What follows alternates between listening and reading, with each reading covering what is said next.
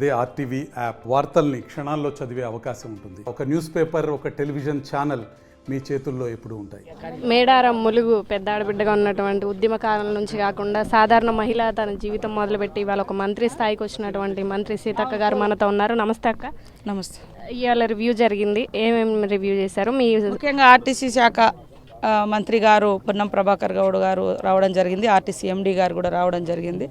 బస్సులు major issue ఈసారి ladies free buses కాబట్టి ఎక్కువ ప్రయాణించే అవకాశం ఉంది. వారికి సంబంధించినటువంటి ఫెసిలిటీస్ కావచ్చు, కానీ రవాణా చేయడం ఎట్లా, అది బస్ స్టాండ్ కానీ అదేవిధంగా పార్కింగ్ ప్లేసెస్ కానీ వాటి మీద ప్రత్యక్షంగా రివ్యూ చేసినాం. ఫండ్స్ గురించి అవన్నీ చాలా బ్రహ్మాండంగా అందించగలుగుతాం. నీటి సామర్థ్యం ఎంత ఉండబోతుంది అంటే చాలామంది భక్తులు ఇక్కడ నుంచే కాకుండా ఇతర దేశాల నుండి కూడా వచ్చే అవకాశం ఉంది. మా తెలుగు రాష్ట్రాల్లో పెద్ద జాతర ఇది, దానికి ఎలాంటి ఏర్పాట్లు చేశారు?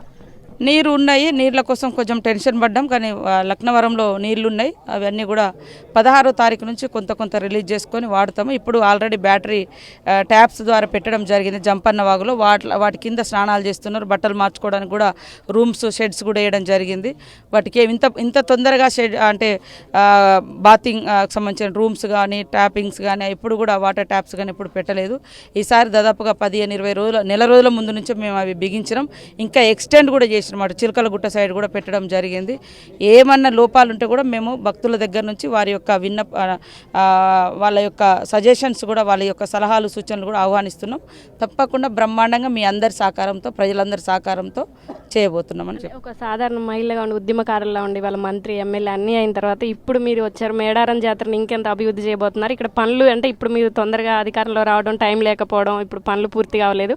ఇక ముందు ఎలా ఉండబోతుంది మీ పాత్ర? పనులు జాతర ప్రాంగణంలో దాదాపు అయినా ఇంకా మనకు 15 రోజులు ఉన్నాయి. అప్పుడు సాధారణ మహిళనైనా పదవులు పెరుగుతుండొచ్చు, కానీ మనిషిలో ఉన్నటువంటి మానవత్వము, మంచితనము, అందరితో కలిసి ఉండేది మాత్రం గతంలో ఎట్లుందో మంత్రిగా ఉండి కూడా గట్లనే ఉండాలని నన్ను నేను ఎప్పటికప్పుడు స్ట్రిక్ట్ చేసుకుంటున్నాను.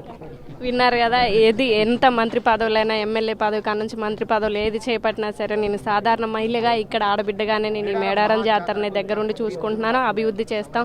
అలానే కొన్ని అభివృద్ధి పనులు ఉన్నాయి, ఇంకా ముందుకు తీసుకెళ్లే అవకాశం ఉంది.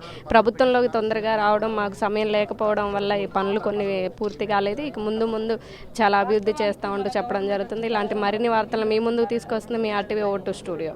మరిన్ని వీడియోస్ కోసం ఛానల్ ని సబ్స్క్రైబ్ చేయండి. లేటెస్ట్ అప్డేట్స్ కోసం వాట్సాప్ ఛానల్ ని ఫాలో చేయండి. అండ్ లింక్ డిస్క్రిప్షన్ లో ఉంది.